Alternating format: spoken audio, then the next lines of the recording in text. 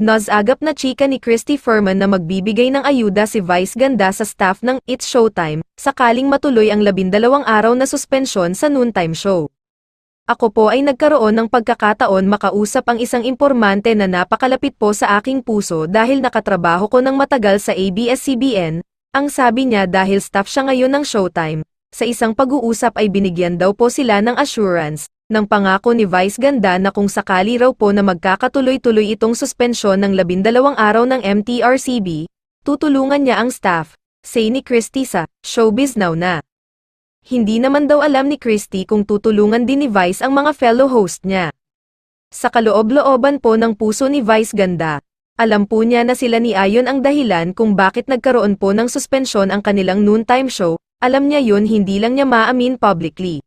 Kaya yung production staff tutulungan niya kasi malaking kawalan yun, yung 2 linggo na walang trabaho, yung mga kapwa host naman niya, alam niya na mayroon namang mga naiipon, sabi pa niya.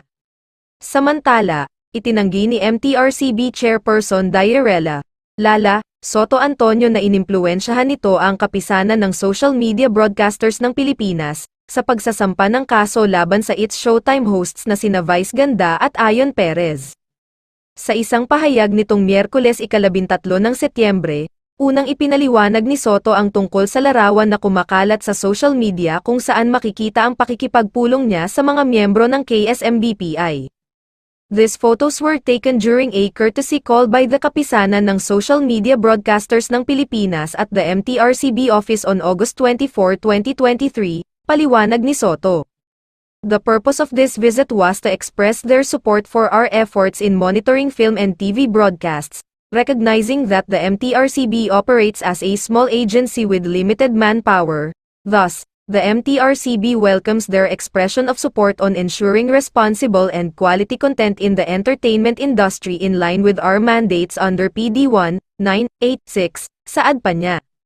Ayon pa kay Soto, wala raw talagang kinalaman ang MTRCB sa naging pagsasampa ng kaso ng KSMBPI laban kina Vice at Ayon kaugnay ng isyu ng pagkain ng mga ito ng icing ng cake sa segment na Isip Bata.